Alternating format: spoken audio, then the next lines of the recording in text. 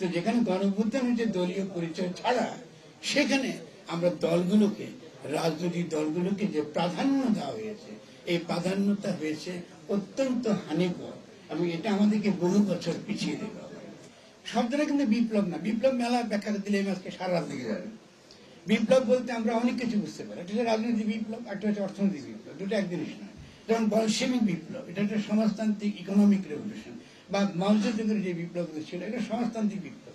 কিন্তু সমাজতান্ত্রিক বিপ্লব বলে আলাদা গণতান্ত্রিক বিপ্লব থেকে একেবারে মোটা দাগে আলাদা কোনো বিপ্লব না। এটা আমাদের দেশে বিরাট ভুল ধারণা। মূলত গণঅভ্যুত্থান যদি একটা গণতান্ত্রিক রাষ্ট্রে এবং এই গণতান্ত্রিক রাষ্ট্র গঠনের মধ্যে দিয়ে উপযুক্ত গণতান্ত্রিক প্রতিষ্ঠানগুলো গড়ে তুলতে পারে, তাহলে মূলত অর্থনৈতিক ক্ষেত্রে আরেকটা বিপ্লবের প্রয়োজন হয় না। এটা হচ্ছে থিসিস, এটা প্র্যাকটিক্যালি কি হিসেবে পড়ে। কিন্তু এই জায়গাতে আমাদেরকে বলতে হবে যে এই জায়গায় আমরা কিছু বলছেন কিছু।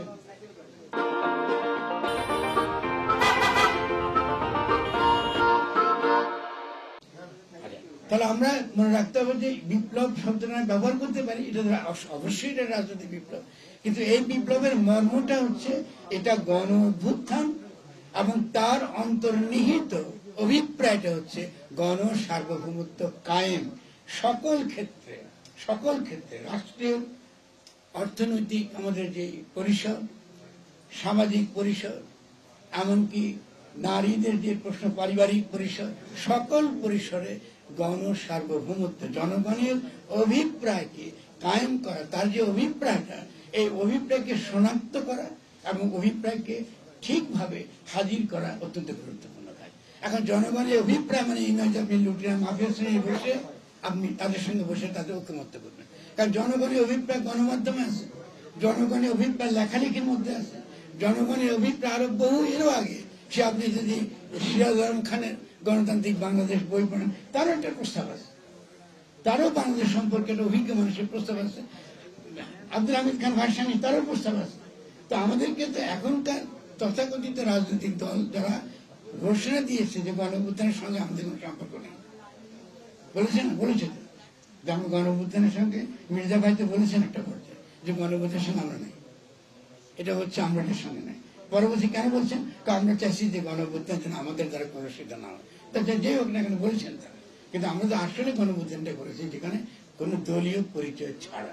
তো যেখানে গণঅভ্যুত্থান হচ্ছে দলীয় পরিচয় ছাড়া, সেখানে আমরা দলগুলোকে, রাজনৈতিক দলগুলোকে যে প্রাধান্য দেওয়া হয়েছে, এই প্রাধান্যতা হয়েছে অত্যন্ত হানিকর এবং এটা আমাদেরকে বহু বছর পিছিয়ে দেবে। এটা অত্যন্ত খেয়াল রাখতে হবে আমাদের সকলকে যে এই ধরনের প্রসেসগুলো আমাদেরকে কখনো কোনো ইতিবাচক জায়গায় আমাদেরকে সামনে আমাদের এগিয়ে দেবে। তো আমি আমার বক্তব্য শেষ করছি। যদি কাউকে আঘাত দিয়ে থাকি আপনারা ক্ষমা করবেন। আমরা সকলে একসঙ্গে কাজ করব এবং আজকে যেখানে আছে সকলে আমরা এখানে আছে, আমরা একসঙ্গে কাজ করব এবং আশা করি আপনাদের ছাত্রদের সংগঠনটা এটা আরো শক্তিশালী হবে এবং এই ধরনের আলোচনা আপনারা আরো চালিয়ে যাবেন। আরো ক্রিটিক্যাল যদি হতে হয় আমরা আরেকদিন বলবো, যাতে আমরা নিজেদের মধ্যে বলবো কোথায় কোথায় আমরা ভুল করেছি, মানে বাইরে পাবলিক নিয়ে আমরা কথা বলতে চাই না। আমি বলি সেই ভুলগুলো আমরা যেন শুধরিয়ে আমরা যেন আগামী দিনে বড় বিপদ আসবার আগে যেন আমরা তৈরি হয়ে যাবো। কারণ শেষ একটা কথা আপনি মনে করে তরুণদের শেষ কথা হচ্ছে এই যে আমি গণ অধিকার পরিষদে একটা কথা বলেছিলাম যে শেখ হাসিনাকে মার্কিন যুক্তরাষ্ট্রে সরিয়ে দেবে।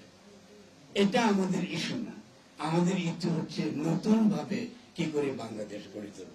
যেহেতু আমরা এই প্রশ্নটা এখন মনোযোগী ছিলাম না, ফলে ওই জেফরি স্যাক্স যে কথাটা বলেছেন যে বাংলাদেশে একটা রেজিম চেঞ্জ হয়েছে, এটা নিশ্চয়ই দুঃখজনক, কিন্তু আমরা এটা মোকাবেলা করবো।